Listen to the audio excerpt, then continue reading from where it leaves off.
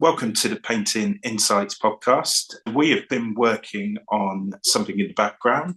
That's right. We've actually started a Patreon channel. For the last couple of months, we've had previous guests revisit the channel to give us additional content, everything from studio tours, sketchbook tours, talking us through the process of paintings and all kinds of additional treats, which you're exclusively going to see as a patron who supports the channel. So by supporting us on Patreon, you help the channel keep going.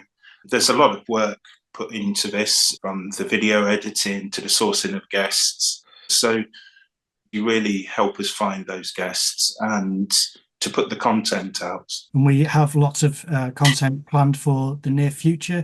So the links for that will be in the description of this video and in the description on the podcast channels. And otherwise, you can go on to Patreon and type in Painting Insights Podcast and support us that way. Thanks very much. Enjoy the video.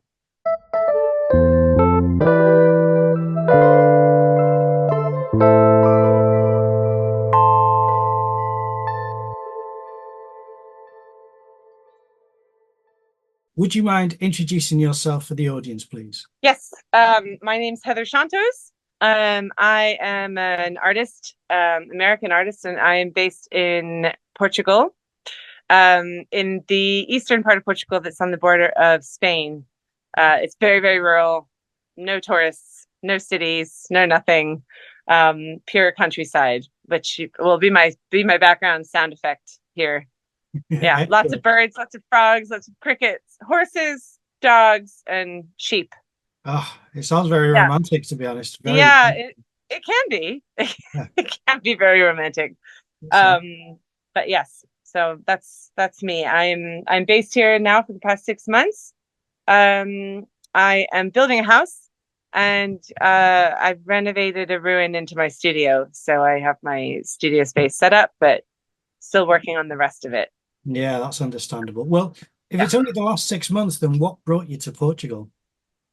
Well, so I was living in France for the last 4 years. I had bought a house there and fixed it up, and was there for a while. And it was great, but I was looking for something more rural. I was looking for something more rural, more isolated, no neighbors,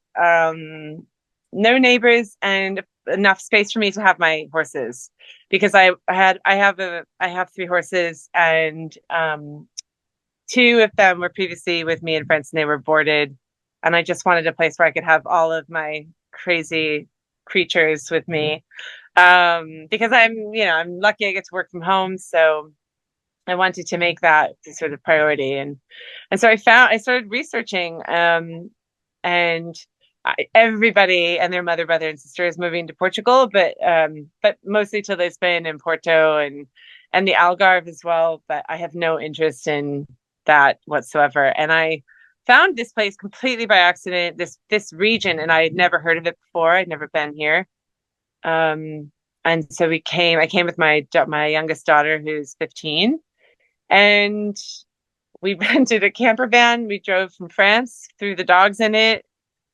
And when we crossed the border from Spain into Portugal, the landscape completely changed, and it's like some sort of weird magical wonderland in nature. So I instantly fell in love with it, and then I found this place, and everyone said I was completely crazy because building something in Portugal is not for the faint-hearted at all. Yeah, it's difficult. It's really challenging. So I'm getting there.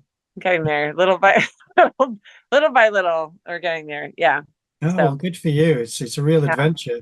But I mean, I've got a similar question with what took you to France? So before that I was living in Berlin. I was living in Berlin. I moved, basically I'm from New York originally, but like not the city, from the Hudson Valley region. I lived in London actually for 10 years. I went to university there, and I lived there for a really long time. Moved back to the States, moved back to New York, moved out to Montana because I really like sort of horse country. Moved out to Montana, then was really struggling with going with work and having to travel back and forth. So I moved further east to Maine, which was like an hour away from New York. So I just couldn't bring myself to go back to New York. And then Donald Trump was elected. In between all that, we were like traveling back and forth. I spent a bunch of time in Tanzania and Barcelona. I used to live there as well. And when he was elected, I told my daughter that we had to leave, and that was that. So we moved to Berlin, because, you know, we had done a little tour of places that we loved. We went to Morocco, and we went to Lisbon actually, and we went to Berlin. And Berlin was not like the most magical place in the world for me personally, because there's really not a lot of light there. It's very gray, and it was but it was exciting and interesting and totally different than any place I'd ever lived before. We were there for a couple of years, but then it's the lack of light really got to me. Plus it became another place, very touristy, totally gentrified. Studio spaces were impossible to find. Apartments were impossible to find. And I was like, this is crazy. And so someone said, oh, have you looked at the countryside of France because of Brexit? Everybody, because there's so many British people living there, everybody's leaving and selling their houses for like nothing.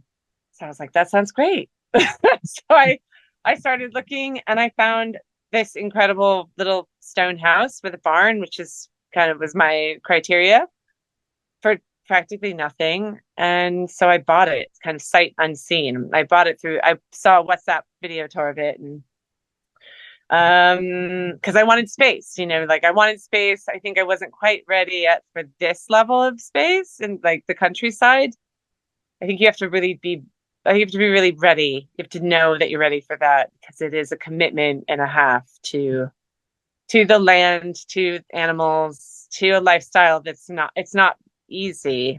So anyways, I bought this house, and then COVID hit. I moved into the house with my then partner in March. Yeah, it was March 4th, 2020.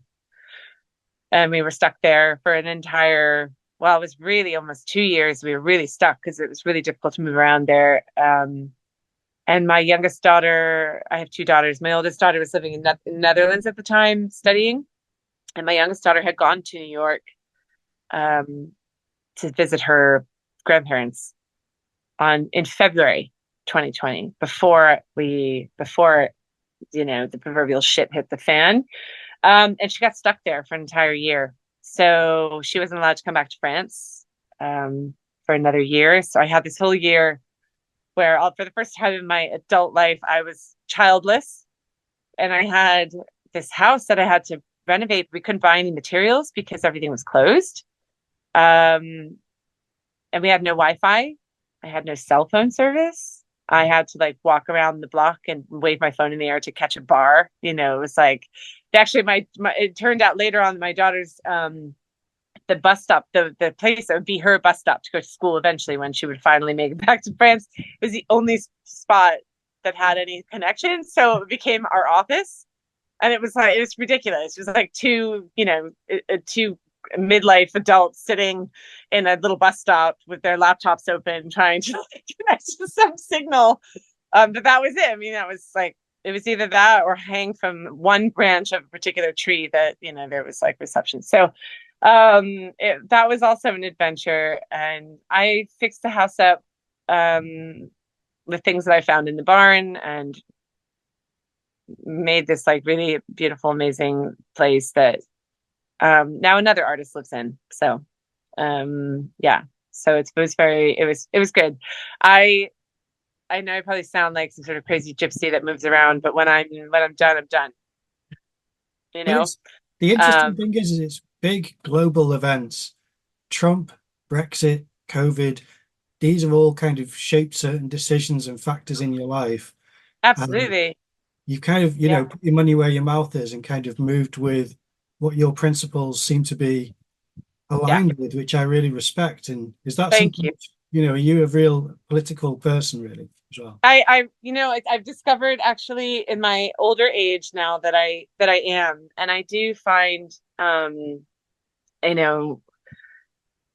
find the state of the world right now just overwhelming. and more than I can handle, because it is so diabolically ridiculous.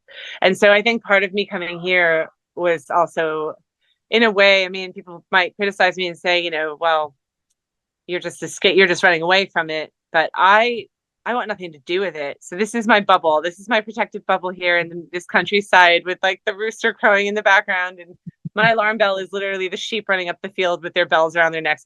And I will not apologize for that, because I stay sort of connected to some of the news, not too much of it because it's so depressing. And I don't feel like I have the capacity personally to really change it. You know, I am an American citizen. I still vote remotely. And I will continue to for the rest of my days. But yeah, it's really shocking how stupid actually people have become in their decision making when it comes to the well-being of other fellow human beings. And if I can't really change it, which I don't really, I'm not an activist, I'm not a protester.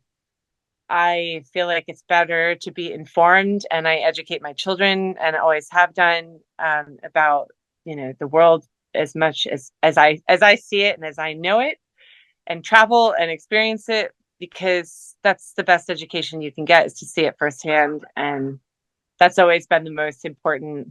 There's the rooster really, really going for it in the background. I love it.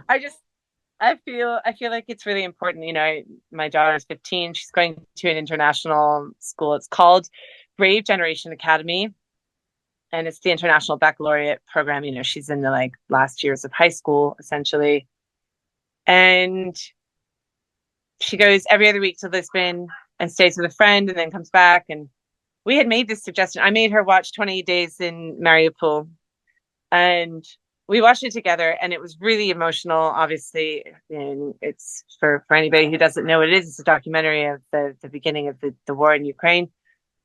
And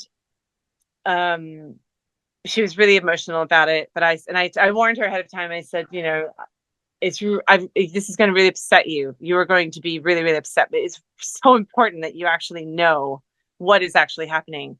And she watched it, and she cried and was horrified by it. And I felt slightly guilty, but at the same time, it's like, she needs to understand. She's old enough now. She's not like a small child.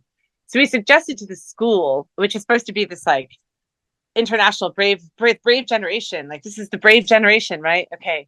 They started current affairs club where they discuss amongst each other, amongst peers of the same age group. Like, everybody picks something, what's going on in the world, and they discuss it.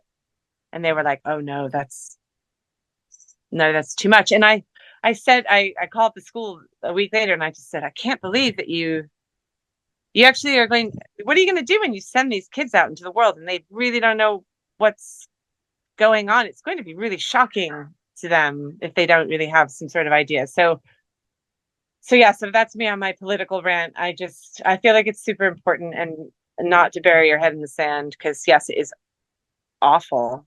But I think it's really important. And it is important to stand by your principles, because what else really is there? You know, it's the only true, honest kind of way that you can exist, you know. So that's, yeah. So it's important. I find it very important for me anyways. Yeah. Well, we've had a Ukrainian artist on who still lives in Ukraine. I'll send you your episode, because it's very interesting.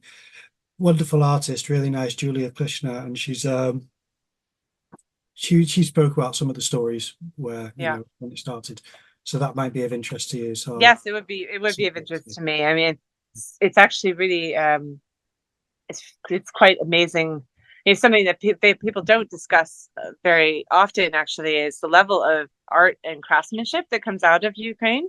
It's pretty amazing. There's so many, I feel like all of the really beautiful things that are about the culture of Ukraine get lost in the politics, which is another sad side effect. People don't actually really know about what Ukraine actually is, and the beautiful things that come from there. That'd be great.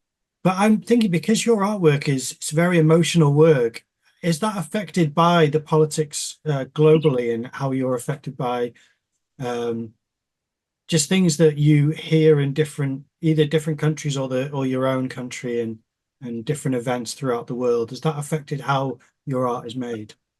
Not directly, I don't think so. I think that it just affects my sort of state of being more than anything on a general whole. And I think actually more than anything on the other side of it, for my artwork, I think that what happens is that it affects how I feel about everything in general, and therefore my response and how I respond to that sometimes can be channeled through what I'm doing, but not in any sort of conscious or direct fashion. Okay. Yeah, I feel like I spend a lot of time, because I spend a lot of time alone. Most of my time is spent, with four-legged creatures. So happily, I tend to think a lot about these things in sort of a very thoughtful way, and then it affects me enormously, but I couldn't say that there's a direct correlation. That's interesting. Well, because not all of our viewers are going to, well, not all of the podcasts, I say people who check out the podcast aren't always watching the video. How would you describe your artwork for anyone who's listening to this on an audio platform? So, oh God, it's hard. I've had to do this a lot lately, and I feel like my answer changes every time. So I always say that I'm in the current status of redefining a little bit what I'm doing, because I've not super recently, but in the last 2 years, I've really learned to appreciate and explore a variety of materials differently. And a lot of that, actually, it was thanks to COVID, because I had no access to materials. Where I was living, I only had a brocante, which is like a flea market, and I was able to buy old paper and old fabrics and things, but I had no gesso. I learned how to make gesso, which was a disaster. I had no paints. I had to buy paints at the Carrefour supermarket, like children's school paints. I couldn't get anything. I had no access to materials for almost a year. So I was continuing to paint and to work, but with whatever I could find. And it was actually really brilliant. It sort of awoke something in me that really resonated with all of my background. Is like, I was a set designer for many years, so I really like making things and creating, like, the place around me is just as important as what I'm creating in it. And so I started experimenting with all these different materials. So now I would say, I mean, I'm experimenting with sculpture quite a lot recently. So I'm an abstract artist. I'm not trying to represent anything. I'm not trying to depict a thought or a feeling necessarily. It's just very intuitive. So it's coming from a place that is like, it's almost like I'm like having a conversation. It's sort of question and answer with myself, really, but without thinking about it. If that's a good way to describe it. I work a lot with color.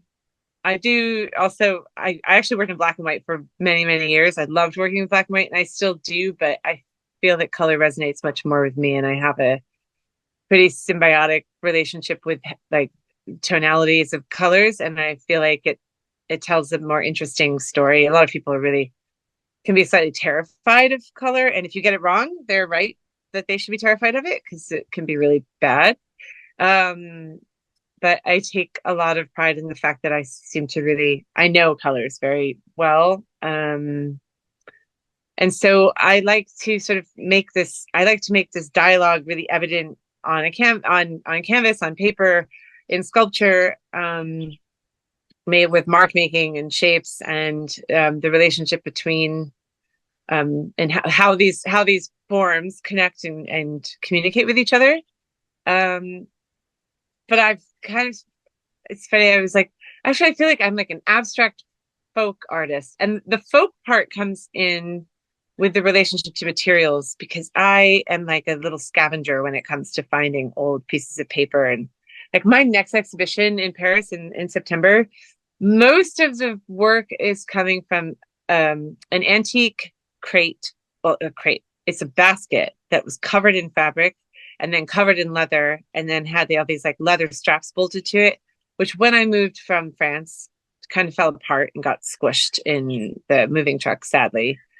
And so I have been dissecting this thing like a doctor, like a surgeon, and taking all of its parts, including its sort of disintegrating cardboard that was underneath the linen that's now woven around the basket, like, and the leather straps and everything. And I'm recreating the surface that I'm painting on some of these pieces of material, including also like the lining of a chaise longue that I made a fabric and covered it in this. And when we were covering it, there was this checkered fabric. There was like a ticking like lining of the chaise longue.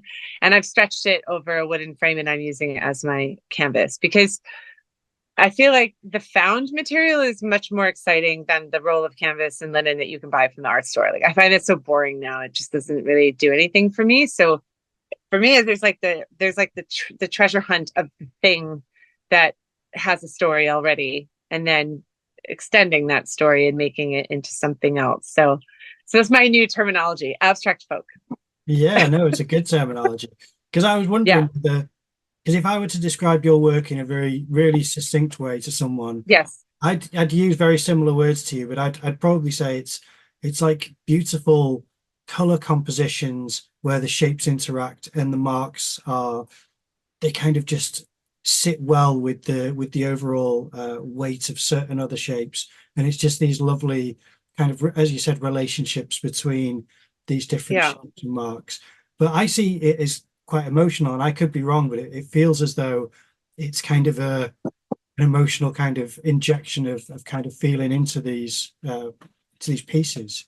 Is that fair? Yeah, I do feel, I mean, there's always, whenever you're creating something that comes from yourself, I think that there's always the foundation of it is always going to be with emotion. But sometimes I don't know what that emotion is that's going into it. And so that's why I get a little lost in explaining it, because there's a variety of emotions and they change as I'm going through making the painting. And so that's why I sometimes, it's more like, I think that's accurate. And I would say it's like an emotional dialogue with myself. Like I'm not interested in what other people take from it, as long as it makes them feel something from their perspective, from their view.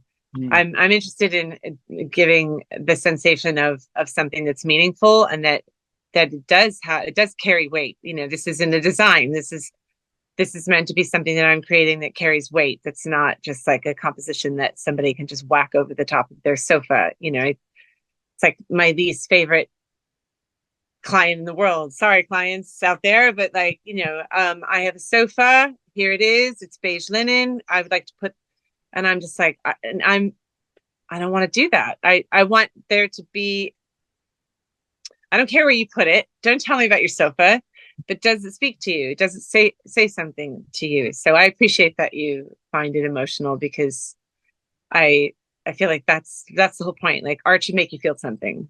Yeah. No matter what it is, it should just make you feel something. Yeah. Have you found it a struggle to make it commercially viable, or have you found it easy to connect with a market because it's it's not traditional work that a lot of people will assume they're looking for? Or what's been your experience? I have been very fortunate to have some really, like, for it to be commercially viable, and for, I think there's something in the honesty of what I'm doing that people really relate to, and it resonates with them. I'm a no bullshit kind of person, so I feel like it's for some reason it really it does really speak to people. I get messages and emails and letters and all the time from people, mostly women, saying how like they saw something that I made and it made them feel this way, or it made them, you know, think about something, or a memory came up, or whatever it is. And so that makes me really happy. And I've been really fortunate to have some amazing collectors. Like recently I did this commission for, I don't do commissions very often. I'm pretty selective about them because sometimes it's like, it becomes a bit of a funny, fuzzy border of, is it a commission of a piece of art, or is someone trying to tell me what they want me to paint for them? And I've been really fortunate to have amazing clients who are just like, we just want you to do whatever you want to do. And I was able to paint an apartment in Paris in Place des Vosges from 1690, a beam ceiling of like 95 square meters. Wow. And they let me do what I wanted to do. No questions asked. Like, just you do you. And to have that level of trust and confidence from people that are enjoying your artwork, I feel like that's like the ultimate gift. Even more so than being commercially viable, it's the ultimate gift to say that someone actually trusts your level of creativity that much, that they're going to let you paint all over their really, really, really, really beautiful historical apartment in the middle of Paris. That was like, okay, this feels great. So I've been really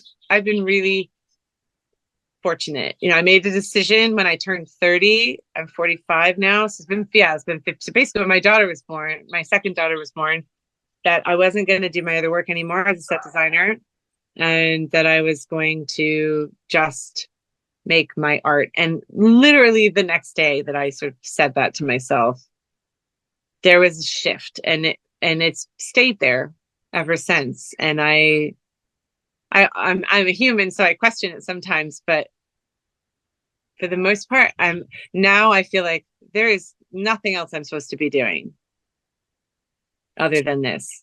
Is your background of set design, is that something which, if we were to put them side by side, is there a relationship? Do they speak to each other, what you're making now? Yeah, a lot of people say that there is. It's funny. I recently had to look up some of my work from the good old days, and I think what's interesting actually is that I approach it the same way. Like, I feel like I approach making a set design or making props or designing props in the same way that I do painting. Like, it's not just coming, like there's a level of composition that is intuitive, that it's like, this is what I want to say, versus trying to conform. One of the reasons why I wanted to stop doing set design was like the world of digital photography took that away, took the sort of intuitiveness away. It all of a sudden was, a bunch of very young individuals standing around a screen pointing fingers and saying, move this to the right, move this to the left. And all of the magic went away, because I was lucky enough to be a part of a period of time in photography. I started out in fashion, and I worked with Corinne Day for many years, doing like British Vogue and Italian Vogue, and the buildings. She was very creative and wild, crazy sets for these big fashion magazines, and then I moved into interiors because I couldn't stand talking to models. And then I moved into food because I didn't have to talk to anybody at all. And and then I was like, I'm done. And then I worked in TV and film for a little bit, which was kind of brought back some of the magic, because it was, you can't control what happens when an image is moving, right? So there was like this element of surprise that came in. And all the way through all of those different stages, I feel like I've always approached it the same way. And so I don't know, maybe somebody would pick on definitely colors. I can say that during my days of working for Gourmet magazine, which is probably my favorite, and people would be like, really, a food? But I love to cook anyways. But we would have a menu, and then we would essentially have a script, and we would have to play out a scene that was based on what that menu was. And like Richard Freddy was the creative director at the time. He's super well known in the creative world, and like he would just be like, yeah, just go for it, like just do it. And so we would make Brazil on the beach in New Jersey with the I would go to these prop houses and find all these things. It's the same kind of like scavenger hunt, finding these like crazy, wild, beautiful things to put together this image, right? So it's the same process of being intuitive and feeling like you can pull things together in different shapes and colors. And so there is that element to it. I guess the difference is that when I'm painting, I'm doing it for me. I'm doing it 100% for me. I'm not making it to someone else's, someone else's guidance or direction at all. And that's much better. Yeah. Yeah. No, I That's much agree. better. Well, Yeah. it's a bit of a theme as well as not having any outside forces dictate any aspect of what you create. Does that Yeah. come from a place of bad experience, or does it come from just fierce independence, or a bit of both? Or Probably a bit of both. My mother would say, "You were always that way." She's always like, "Yeah, well, you really could never be told what to do," and that's probably true. I mean, I can say that now that I'm raising. I've got a teenager, so I'm like, karma's really a bitch. I think that if there's fierce independence, stubbornness, and I just don't, I guess the way that I see it, in my defense, and in my support, I think that nobody else knows what I should be doing better than myself. And so if you get to a point in your life where you don't give a crap about what other people think or what other people are saying, which, didn't happen. Yes, it didn't happen like 20 years ago. It's only been a little while that I've been really fully confident to say, like, I'm not interested in anyone else's opinion. But once you get to that point, if you can manifest a career or something that you love doing that is really 100% you, then why would you listen to somebody else? I guess that's how I see it. I know the world doesn't necessarily work that way. I'm lucky that it does for me, but I also, like, I have tried to have real proper jobs before, and they didn't last very long because I could not do it. I mean, I'm been a single parent since, God, forever. I raised my girls alone, and I mean, I moved them so many times because I would be like, okay, God, no, really, you have to get a grip, get a real job. I mean, really, up until about a year ago, my parents were still asking me, like, when are you going to get a real job? When is that going to happen? And like, probably never at this point. And I was given multiple, like, I had creative director, art director, style director jobs at really big magazines. And I would be like, I can't do this. It's like the politics, the stupidity, all the different opinions, and the bureaucracy of it all is just like, I feel like it's so unnecessary. Yeah. But that's, I'm sitting on my bench in the middle of nowhere. I can say that, it's like, so it works for me. But I really feel like if you really believe that there's something you should be doing for yourself, then do for yourself. Yeah. Yeah. Well, Yeah. if someone does want to kind of make art in the way that you do, and this may be something which, again, you've been asked over and over, and if so, I apologize. Oh, no, it's okay. Questions, but what would your advice be for someone who wants to create more abstract work? And it's easy to follow in the footsteps of a figurative, kind of line of drawing and teaching and painting in a representational manner. How would you advise anyone who wants to tap into that abstract and emotional core that you're kind of reaching? Well, you have to you got to quiet all the voices and the noise. That's number one. It takes a long time. It's interesting, actually. I just got news this afternoon that one of my very dear friends and colleagues, Angela Ritchie, who started ACE camps, passed away from cancer a few days ago. And she brought me on to teach workshops with her, and she's an amazing force of nature. And she brought people together all over the world that were wanting to do something, they were wanting to create. And so the workshops that I would teach were about abstract painting and how to kind of get there. And the first thing I would always say to people is that I cannot teach you how to paint. Like, actually, nobody really can. I'm sorry, all you big fancy art schools out there. I'm completely self-taught, and I still, even if somebody gave me a free pass to Yale art school, nobody's can teach you really how to paint. You can learn skills, you can learn technical things, but you can't really be taught how to be creative. That's something that comes from within, or that's what I believe. And so when you're working in an abstract way, I would just say you have to play. Like, you just have to play, and you have to do it all the time. You have to do it every day. It's like, it's not something, there's no drill sergeant. There's no like training. It's just, you have to play, and you have to play with color, and you have to play with texture, and you have to play with opacity versus, transparency. You have to play with layering, lines, forms, all the different things that come into play for anything, especially, in painting or drawing, but you have to play. And then one day you play and something really kicks in and resonates, and then you do it again, and you do it differently, and you keep going. But playing and studio practice, like, you every day, every day, just something, whether it's just 5 minutes, but every day. And, I used to draw and paint very figuratively. I drew pastels. I was obsessed with Impressionism.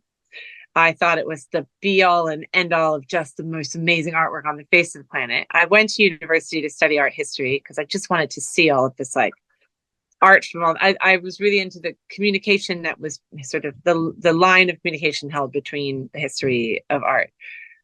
And I love some of these beautiful figurative paintings, but sometimes the most profound message can be given from something that you don't know what it is. You don't know what it is. You don't know why it is, but for some reason, it triggers something in you. And you don't know why. And that's kind of the magic, I think, of abstraction. Like, why does Cy Twombly's paintings make grown women cry on a bench in the middle of the Pompidou, when he had his big exhibition, and the security guard was like, oh, not another one, here's another woman crying on a bench. But, it's like, it's so simple, right?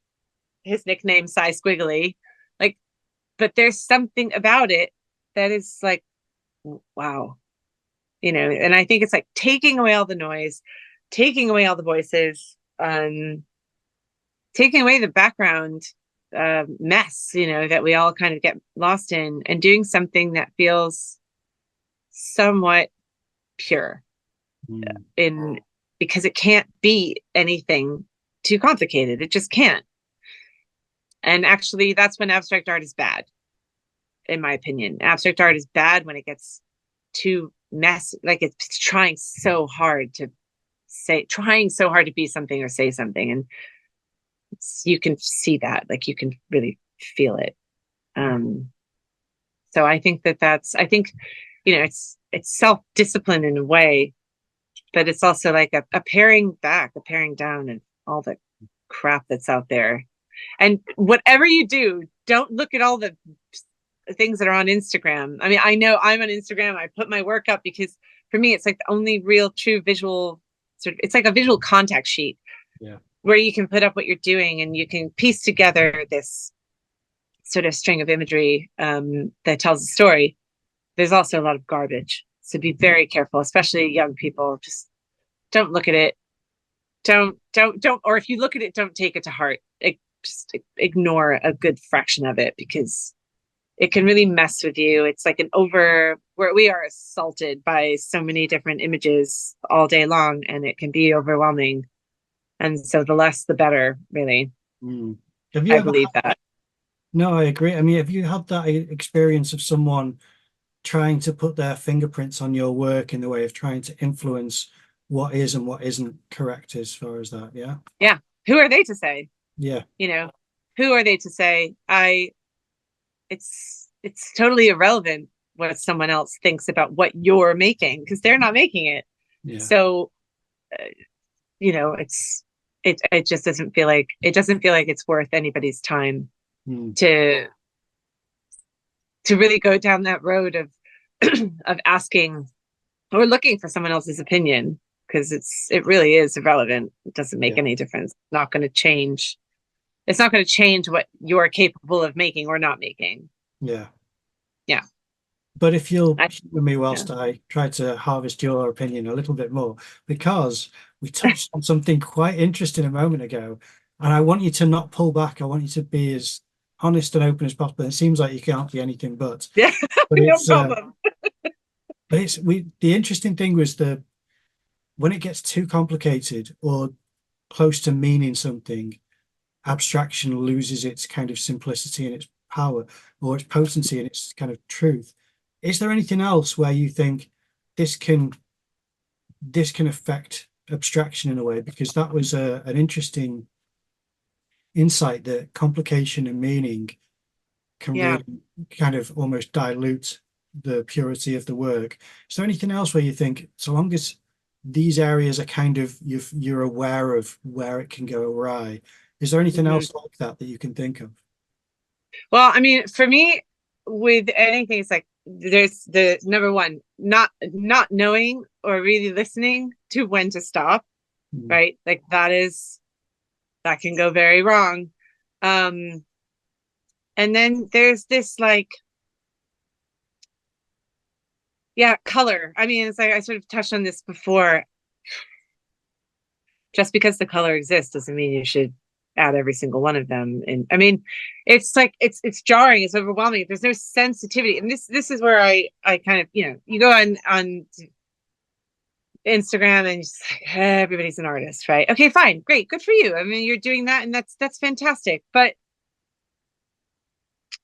okay, I'll give you an example. I went to Dar es Salaam, Tanzania, to do an artist residency, and I was teaching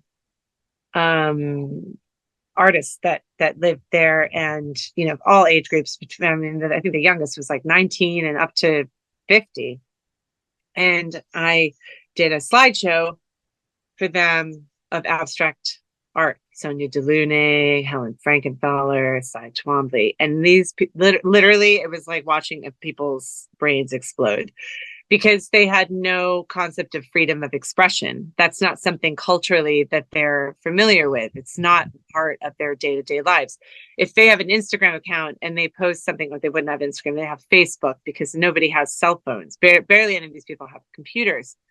If they have an account and they share an image of what they're creating, the local government would presume that they are making money, and therefore they would come to their door and expect them to pay some sort of tax, on the imaginary money that they're making. So that was like one side of it. And I gave them some paper. These guys literally blew all my materials up in one day, because they were so excited at the possibility of being able to create something that wasn't being made by everybody else. Because what happens, especially in these sort of market areas where there's, like in Dar es Salaam, there's a lot of people go through there. Then there's the boat that goes to Zanzibar. Somebody in the market will make a painting, right? So you have, I hate to sort of make this very basic generalization, but it is true. You have the tiger's face in a lilac and an orange color, and you go through the markets in these parts where the tourists go, and you see this painting over and over and over again in varying sizes. And then you have the women holding the baskets on their head. Like, it's the same viewpoint, right? And the reason why this is, as I learned, is because one guy made this painting, he sold it, he made money. Now everybody's making that painting because they also want to make money, right? So this is like, it becomes a commodity. And so they have a limitation of what kind of paint they can get there, and also what kind of paint will actually do okay there because of the climate. So I asked them about oil paint. They said, oh yeah, we have oil paint. It's not oil paint, it's house gloss paint. That's, what oil paint is. So I brought all these materials. They're playing, they're having like the time of their lives, and every single little thing they make, every mark, it's like, oh, wow, it was like watching children, like just come to life. Then I went to Zanzibar, and I taught, it's a very Muslim region. I was in Stone Town. Women and men do not work together on the same things. I mean, I had men sabotaging women that were working on things, like tipping over their paints onto their paintings so that they would get messed up. And just, and for me, I'm a white American, and I've traveled all over the world, but like, this is an experience like I've never had to handle anything like this before. And I don't know what the real appropriate sort of manner is, other than I'm like, I'm the teacher here. So get out if you're going to do this, and don't sabotage another female, like, girl power. And so I had this interesting idea at the end of it where I said, we're all going to make a painting, after presenting again, this sort of abstraction, this different way, the freedom of expression. Yes, you can make whatever you want. What does it feel like for you? You don't have to make the same thing that somebody else is making in the market. Try something different. Let's blend some new colors. You think about Africa as a continent of like a place just so many colors, but actually there is like this repetitious pattern, because those are the colors that work. Those are the colors that you see. So let's make variations of those colors and see what happens. Well, I said, I'm going to go to the market. I'm going to buy canvas. I'm going to get wood. I'm going to make a huge canvas, and we're going to all paint it together. Like, we're just all going to like go for it, go to town.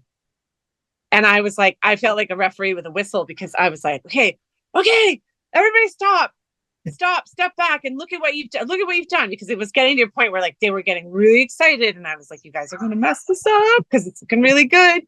And I'm like, okay. And so I made everybody stop, and it was hard for them to stop. And so I get it. Like, it is sometimes when you get into the moment and you're just having a great time, it's like, you just keep going. Okay, great. That doesn't mean that you've created a piece of art. That means you had a good time. It means you played and you had fun, and there's nothing wrong with that. But do not then also get up and say like, this masterpiece, I'm going to sell it for, whatever couple of, like, it doesn't, those things don't match up for me. And I probably sound like a real asshole, but I made them stop and look at what they were doing. And I was like, okay, everybody tell me, what do you think is happening? Should we keep going? Should we stop? Is there anything that's feeling like it needs something? And so every single person went around and they looked at it, and they made their sort of assessment of where they thought, because I was like, I felt like it was in a really good place. And so then they said, will you do what if there's something you think that it should be done, will you do it? And I said, yes. Okay. So this is what I think. And I think I did like 2 things. And then there was, it's like it was almost 180 centimeters by 180 centimeter, like painting on stretched, beautiful canvas. And I was like, they were crying, because it was like, oh my God, we can make this. We can actually make this thing. And we paid attention to the color, and we paid attention to like our movements, and we paid attention to the other person that was working alongside us, man or woman, which was a whole other like crazy and wild social experiment to see unfold before me. I had several male students actually leave. They didn't want to be a part of it. Which, that's fine. That's fair. At least they weren't like sabotaging. They were like, I can't deal. I've got to go. Okay, fine. So go. Every single person there made money from the sale of this painting.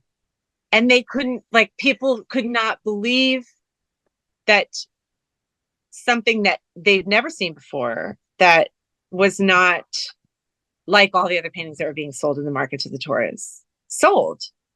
And then each person had this, like, they were like, I want to do this, and I want to maybe try that. And I was like, okay, holy shit, that worked. Like, these people are actually thinking outside of the proverbial box that they have been in, but for no fault of their own. I mean, and here are people that, like, they're not looking at Instagram. They don't have access. They just don't even have access at all. It's just simply like the market in Stone Town.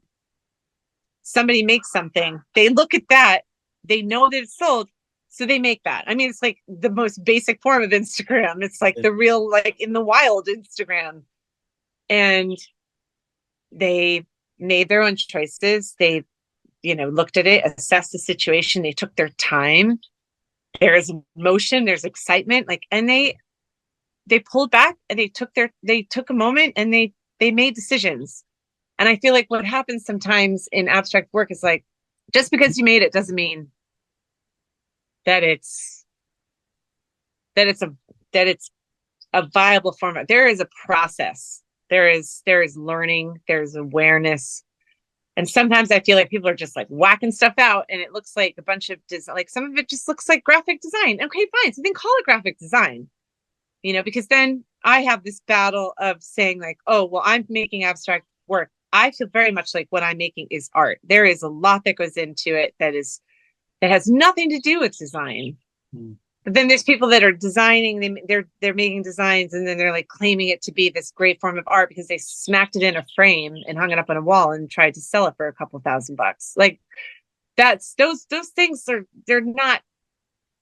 they don't correlate. They don't add up. And so it just makes me a little bit crazy because like it takes away from when people are really trying to really create something with the intention of really making art. Like it just feels unfair, Yeah. No, that was a lovely story. I've been wanting to ask you, it's a bit of a feature on the podcast, about your color palette.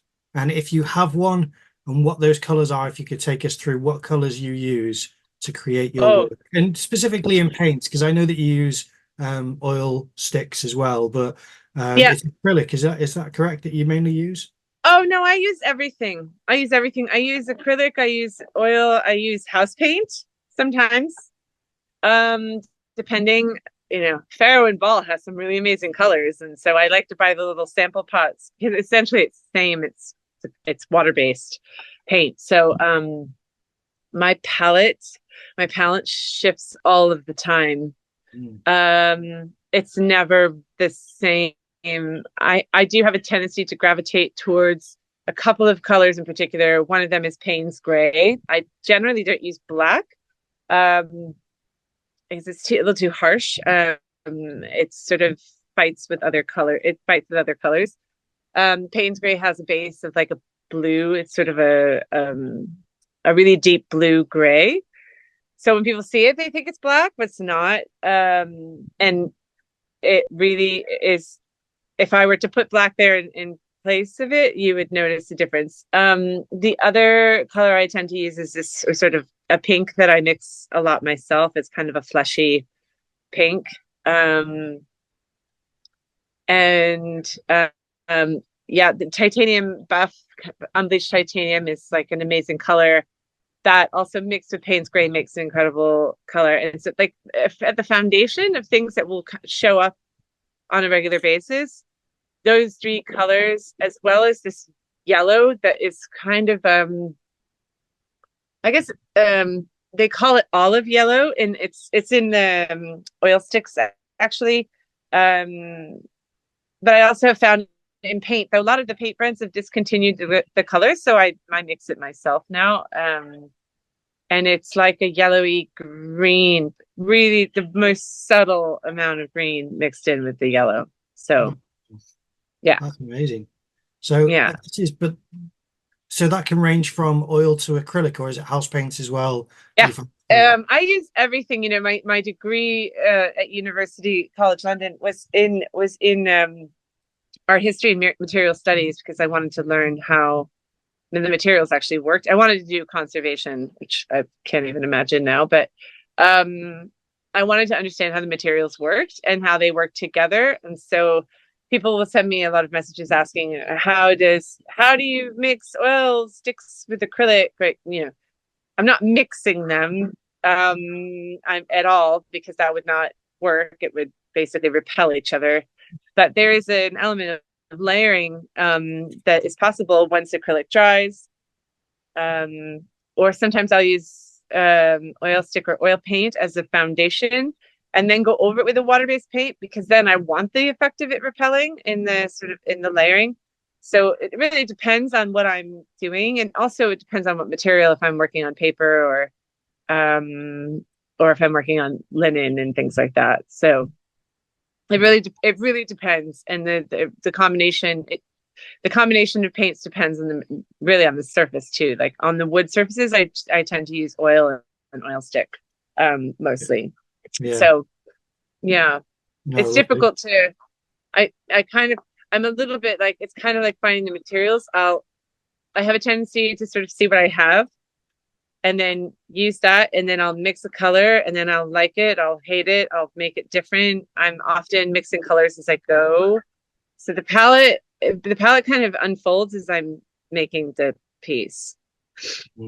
Well, I can see how well you use, because obviously the acrylic sits quite clean and flat, whereas the oil stick is obviously a broken line, which is lovely textures Yeah. of each other, and that's really It has a really nice texture.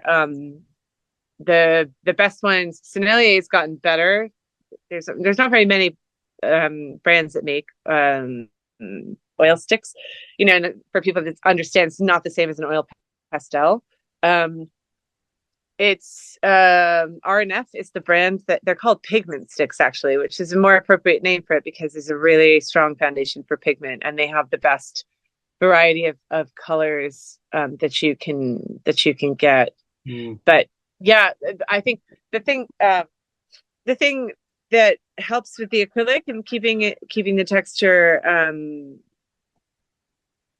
very opaque and sort of it having a really saturated element of color is that I don't use paintbrushes ever. I paint with like a plastic card. I have a collection of I have a collection of like hotel room key cards that I never return. I'm traveling. So I have like when my kids were little, I used to make them like take gift cards from Starbucks, you know, I'd be like, just go take, they're so cute. They're kids, you know, I have a little redhead, and I'd be like, go get mommy some gift cards. But it's the perfect sort of flexibility. It has a super thin edge. You can spread it around. I don't like to buy the tools that you find at the store because they're generally they don't really work. I mean, you take the head of a spatula off for a kitchen and use that, and that costs, you know, nothing. Whereas at the art shop, they charge you a fortune for them. So I like to use things that have a pliable sort of flat edge, and I'll make lines with it. I'll spread the paint out. I can draw with it. I can do a lot of different things. So I don't like brush strokes. Yeah, well, kind of an edge of outlaw artist as well with your where you source the materials. Yeah, it really stemmed from the fact that I was just really, really young when I started and really poor, and I was just like anything in my grasp. You know, my colors have become so different and have changed along the way because I couldn't afford the colors that I could buy. Like you can buy basic colors, and you go to buy a very sort of intense pigmented purple or pink. It's like $50, €50 a tube. I mean, for an oil paint, it's a fine quality. So, you know, you think about making a very large scale painting and having that, well, that's really expensive. So I had to really be innovative, you know, resourceful. Yeah. Well, it's a bit of a different question, but what's your current relationship with galleries? Do you exhibit anywhere? And if so, where? Yeah, I'm exhibiting in New York. I have been exhibiting with a gallery there for the last 8-9 years. I have a gallery in LA. I recently decided to not show there anymore. Simard Bilodeau. I'm with Tourette's in Paris, and with the Finch Project. They're in London, but they are also opening a gallery in Belgium. And I also have a small gallery in Belgium that I've been working with for a very long time. And I'm working with Q Contemporary in Hong Kong. And that's it, I think. So it's only the LA gallery that you're not exhibiting with anymore. You're exhibiting in New York. I'm not exhibiting with the LA gallery anymore. And I'm not sure what's happening with Hong Kong. There's like communication breakdowns all over the place. But yeah, my relationship with the gallery is sort of a complex one. I really appreciate and I'm grateful for the opportunity to exhibit, but actually really also like I'm up for a grant right now to show at a local arts center here in Portugal, and it's a government funded grant. And it's an exhibition where they will actually give me the grant so that I can make the work and exhibit it, but I don't have to sell the work. And I'm getting very interested in doing things like that. I feel like that's sort of, you know, it's more interesting because, you know, the business side of the art world is a little bit complex in the sense that because they're obviously giving you a space to show your work, they tend to want to control a little bit what's being exhibited. I'm not some big, fabulous, famous artist where I can just sort of dictate and say exactly what I want. So sometimes there's an element of they want to control it. And as we know, I don't like that very much. And it kind of is a bit of a buzzkill, it's just sort of, it's like, well, I want to do this. Now you're telling me you want to curate it according to some idea that you have of what is going to sell. Whereas actually, I have a really good idea of what sells because I have I have collectors all over the world that come to me directly. So I feel like galleries need to trust the artist and let them make the decisions within reason, obviously. But yeah. So I am exhibiting. My next show is in September in Paris at Tourette. Oh, fantastic! And are all these the kind of links for this? Are they on a website? Do you have a website where you? I do have a website. It's currently under a massive overhaul. I'm having a really wonderful photographer from London, actually, Joe Metz and Scott, who's coming and documenting everything that I'm doing here. And it came to document the ceiling that I did in Paris. And I have some really wonderful designers between Bristol and Australia, and they're all sort of chiming in to help me revamp the website. But currently, yes, there are links. But in a few months, it's going to be a whole different website, which I'm really excited for because it tells a bigger story about everything that I'm doing and the house and the studio and everything. So I'm really excited to see it all unfold. Yeah. Oh, brilliant. Well, if people aren't aware of your work, where would you like them to go to see it? If our listeners or viewers for this. Yeah, I mean, of course, there's Instagram, which is H Chontos, and then there's the website, which is heatherchontos.com. So they can definitely go and look in either spot. I feel like those are the best two connections. Yeah. And then there's links to other galleries, and it lists all the galleries that represent. So if someone's somewhere and they need, a connection to a gallery that's local to them. I have work in LA, I work in New York, I have work in Paris, Belgium, and here. That's amazing. Yeah. It's amazing. Well, all of the links will be in the description of the video or wherever you're listening to the podcast. Okay. And we obviously encourage every listener and viewer to support the artist and check them out because her work is absolutely beautiful. But you've been so generous with your time. Thank you so much for being on the podcast. Thank you very, very much. It's been really lovely to meet you and have this conversation. And my dog is saying goodbye too.